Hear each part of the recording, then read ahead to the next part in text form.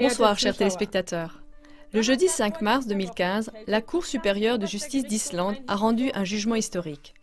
4 directeurs de banque ont été condamnés à des peines de détention de 4 à 5 ans et demi, et ceci en raison de manipulations frauduleuses du marché et de malhonnêteté. Ce sont les peines les plus fortes qui aient jamais été prononcées dans la branche économique dans l'histoire judiciaire de l'Islande.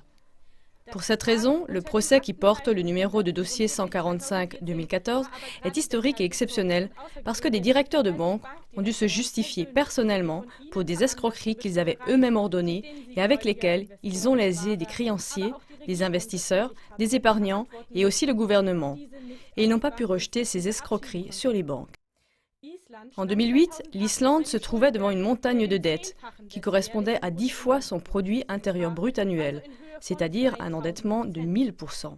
À titre de comparaison, la Grèce, déjà chancelante, a actuellement une dette nationale de 175% du produit intérieur brut annuel.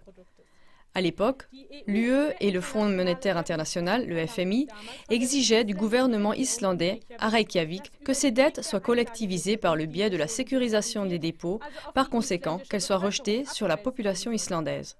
C'est par pur désespoir que Reykjavik a réagi contre. Après coup, l'ancien ministre des Finances, Steingrímur Sigfusson, a dit « Si ça avait été 2 fois le PIB, on aurait peut-être pu en parler. » Et il a rajouté « Mais un surendettement de 10 fois le PIB, là, nous n'avons pas eu d'autre choix que de dire non. C'était des dettes des banques privées en faillite que celles-ci avaient accumulées dans les pays de l'UE à coup de transactions irresponsables et frauduleuses. Et ces instituts bancaires devaient aussi payer pour cela ou alors être mis en faillite. » Le gouvernement islandais n'avait absolument aucune autre possibilité à l'époque, car le peuple islandais lui-même a tout fait pour que ce soit ainsi. Après l'effondrement en 2008, la population était descendue dans la rue.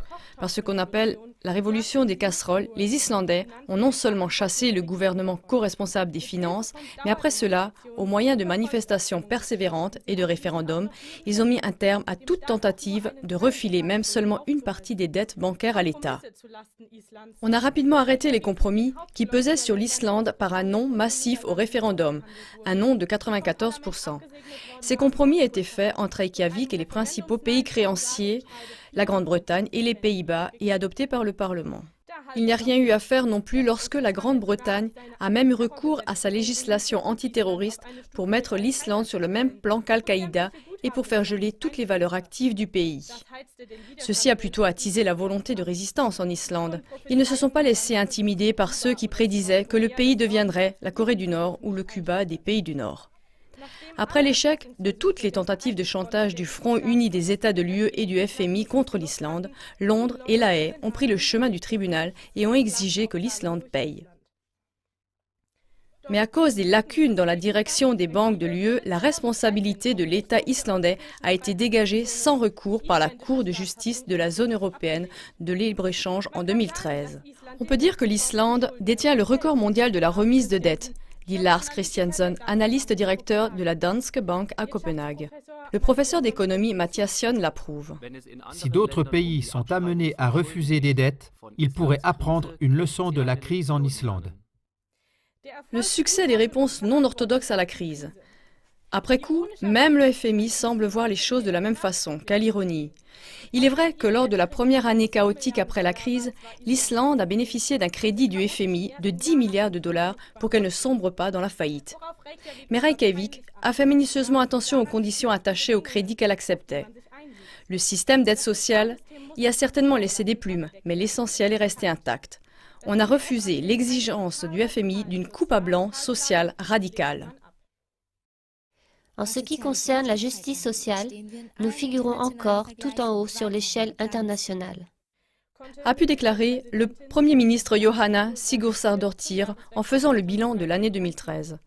En un temps record, l'Islande est passée d'un exemple supposé dissuasif, à savoir qu'il ne faut pas provoquer des marchés financiers et les établissements bancaires et qu'il ne faut pas laisser les banques faire faillite, en un exemple positif maintes fois relevé.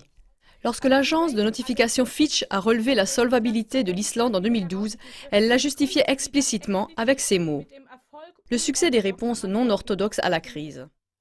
Alors qu'en 2009, le déficit était de moins 7%, 3 ans plus tard, il n'était plus que d'environ moins 3%, si bien qu'on s'est retrouvé au même niveau que la zone de l'Europe. La couronne islandaise s'est stabilisée de nouveau, alors qu'elle était 25 à 30% en dessous de l'euro et du dollar avant la crise. Le taux de chômage n'est que de 4% et l'inflation n'est plus d'actualité. Cela nous montre une chose. Il faut que les peuples sortent du credo du chantage des banques et du FMI, qui veulent empêcher un effacement des dettes au profit des banques et qui préfèrent les collectiviser et les rejeter sur la population. L'Islande nous l'a démontré en laissant courir à la faillite les banques privées soi-disant importantes pour le système. La vie continue encore, et même avec plus de succès que si on saigne un pays à blanc pour satisfaire l'avidité des créanciers. Bravo l'Islande! Nous vous remercions pour votre attention et nous vous souhaitons une excellente soirée.